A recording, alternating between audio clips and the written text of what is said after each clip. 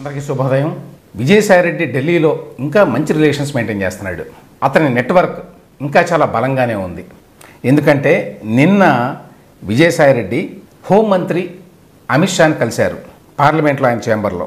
ఆయన ట్వీట్ కూడా చేశాడు నిన్న. Today I met honourable home minister Shri Amit Shaji in ఈ chamber at parliament, discussed various issues of public interest. Vijayasai Reddy public ఇంట్రెస్ట్కి సంబంధించిన, అంటే ప్రజా ప్రయోజనాలకు సంబంధించిన అంశాల గురించి చర్చించారట అమిత్ షా గారితో. ఏమన్నా నమ్మశక్యంగా ఉందా?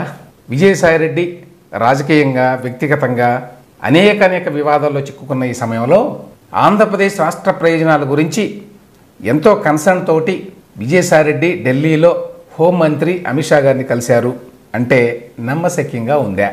అది ఓన్లీ ఫర్ రికార్డ్ సేక్ ఈ ట్వీట్ ఇచ్చాడనమాట. ఇందులో రెండు విషయాలు ఉన్నాయి.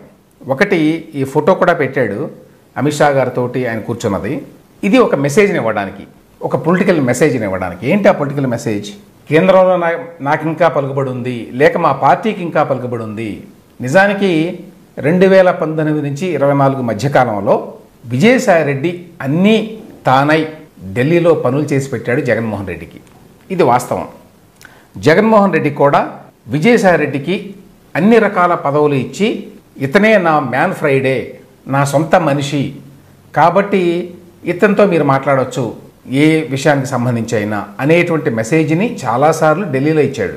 విజయసాయిరెడ్డి వైఎస్ఆర్సీపీకి నేషనల్ జనరల్ సెక్రటరీ. ఆయన వైఎస్ఆర్సీపీ పార్లమెంటరీ పార్టీ నాయకుడు. అది చాలా పెద్ద పదవి పార్లమెంట్లో, ఎందుకంటే రాజ్యసభ, లోక్సభ రెండూ ఉంటాయి.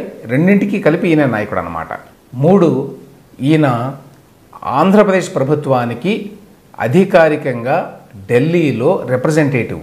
అది కూడా ఒక పదవి, క్యాబినెట్ ర్యాంక్ కూడా ఉంటుంది దానికి. సో ఇన్ని పదవులు ఎందుకు ఇచ్చాడు జగన్మోహన్ రెడ్డి ఆ కాలంలో? ఎందుకంటే ఢిల్లీలో ఎవరినైనా కలవడానికి వీలుగా, ఎవరినైనా ఇన్ఫ్లుయెన్స్ చేయడానికి వీలుగా, ఎవరితోనైనా నెట్వర్క్ చేసుకోవడానికి వీలుగా దాన్ని పూర్తిగా ఉపయోగించుకొని విజయసాయిరెడ్డి ఆ కాలంలో అటు బీజేపీ అధినాయకత్వంలో ఉన్నటువంటి ముఖ్యులందరినీ, అదే సమయంలో కీలకమైన డిపార్ట్మెంట్స్ ఏవైతే ఉంటాయో సెంట్రల్లో, ఫైనాన్స్ డిపార్ట్మెంటు, హోమ్ డిపార్ట్మెంటు, ఇట్లాంటివి, వాటిల్లో ఉండేటువంటి కీలకమైన శాఖల్లో ఉండే పెద్ద పెద్ద అధికారులందరినీ కూడా ఆయన చాలా మంచి చేసుకున్నాడు. ఉదాహరణకి హోమ్ శాఖ కింద ఈ ఇన్వెస్టిగేటివ్ ఏజెన్సీస్ అన్నీ ఉంటాయి. ఫైనాన్స్ డిపార్ట్మెంట్ కింద ఎన్ఫోర్స్మెంట్ డైరెక్టరేట్ లాంటి ఏజెన్సీస్ చాలా ఉంటాయి. ఫైనాన్షియల్ క్రైమ్స్ని, వైట్ క్రైమ్స్ని ఇన్వెస్టిగేట్ చేసేటువంటి సంస్థలు చాలా ఉంటాయి ఫైనాన్స్ మినిస్ట్రీలో. సో వీళ్ళందరినీ కూడా 2019-24 మధ్యకాలంలో విజయసాయిరెడ్డి గారు బాగా దువ్వాడు. ఆ కారణం చేతనే ఆ కాలంలో మరి జగన్మోహన్ రెడ్డి గారు ఏది అనుకుంటే అది ఢిల్లీలో అయ్యేది. అందువలనే ఇవాళ వాస్తవానికి టీడీపీ ఎన్డీఏ కూటమిలో భాగస్వామి అయినా, అసలు ఎన్డీఏ కూటమి ప్రభుత్వం ఏర్పడడానికి కీలకమైన 2 పార్టీల్లో ప్రధానమైన పార్టీ టీడీపీ అయినా అమిత్ షా ఆయనకు అపాయింట్మెంట్ ఇచ్చారు. ఒకటేంటంటే పార్లమెంట్ సమావేశాలకు ముందు, బడ్జెట్ సమావేశాలకు ముందు కేంద్రంలో ఉన్నటువంటి పెద్ద పెద్ద మంత్రులందరినీ కలవడం కొంచెం సులభం, అది వాస్తవమే. మామూలు టైంలో వాళ్ళు దొరకరు, కానీ ఈ పార్లమెంటు సమావేశాలు జరిగేటప్పుడు వాళ్ళందరూ పార్లమెంట్లోనే ఉంటారు. ప్లస్ అన్ని పార్టీలతో ఏ అవసరాలు ఉంటాయో తెలియదు కాబట్టి లోక్సభలో కావచ్చు, రాజ్యసభలో కావచ్చు, అందరితో కలిసి మాట్లాడడానికి సిద్ధంగా ఉంటారు. అది కూడా ఒక నేపథ్యం. బహుశా అందుచేత కూడా అమిత్ షా గారు అంత ఈజీగా విజయసాయిరెడ్డి గారికి అపాయింట్మెంట్ ఇచ్చి ఉండొచ్చు. కానీ అదే సమయంలో అమిత్ షా గారిని మరే ప్రాంతీయ పార్టీ నాయకుడైనా, ఎస్పెషల్లీ ఎన్డీఏలో లేని, ఎన్డీఏ భాగస్వామి కానటువంటి ఒక ప్రాంతీయ పార్టీ నాయకుడిని, అది కూడా number 2 or number 3 Vijayasai Reddy, not Jaganmohan Reddy. Jaganmohan Reddy అంటే నంబర్ 1 ఆయన పార్టీలో.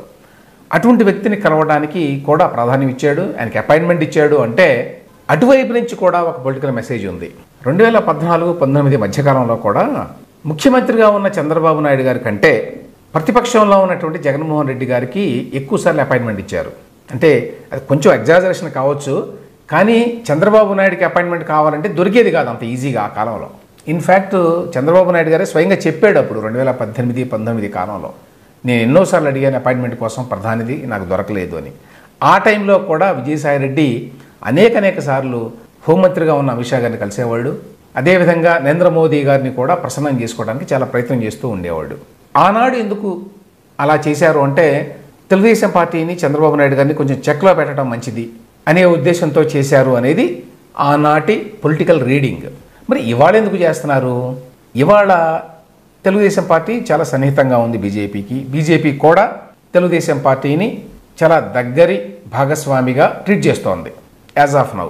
అయినా కూడా విజయసాయిరెడ్డికి అపాయింట్మెంట్ ఇచ్చారు అంటే అంత తేలిగ్గా కొట్టేయాల్సిన అంశం కాదు.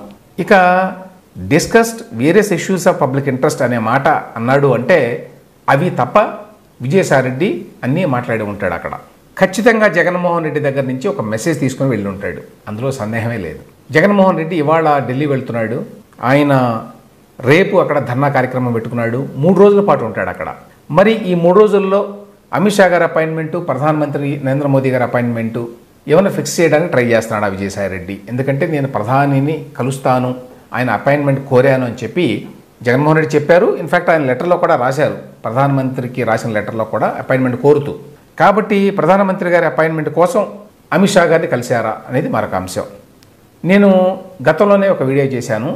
ఈసారి కనుక ప్రధానమంత్రి నరేంద్ర మోదీ జగన్మోహన్ రెడ్డి గారికి అపాయింట్మెంట్ కనుక ఇస్తే అది ఒక పొలిటికల్ మెసేజ్ని పంపుతుంది. అంటే ఇప్పటికీ కూడా వైఎస్ఆర్సీపీ అంటే బీజేపీ అధినాయకత్వానికి ఎంతో కొంత సాఫ్ట్ కార్నర్ ఉంది అనే విషయం అర్థమవుతుంది మనకి. పార్లమెంటు సమావేశాల కోసం ఢిల్లీలో ఉన్నప్పటికీ విజయసాయిరెడ్డి ప్రధానంగా జగన్మోహన్ రెడ్డికి అక్కడ అపాయింట్మెంట్ కోసమే తిరుగుతున్నాడు అనే విషయంలో సందేహం లేదు. అందులో భాగంగానే అమిత్ షా గారిని కూడా కలిసి ఉంటాడు. సో ఇప్పుడు బీజేపీ అధినాయకత్వం ఎట్లా రెస్పాండ్ అవుతుంది, విజయసాయిరెడ్డి యొక్క నెట్వర్కింగ్ ఎంత బలంగా ఉంది అనే విషయాలు రాబోయే 2 రోజుల్లో మనకు తెలుస్తాయి.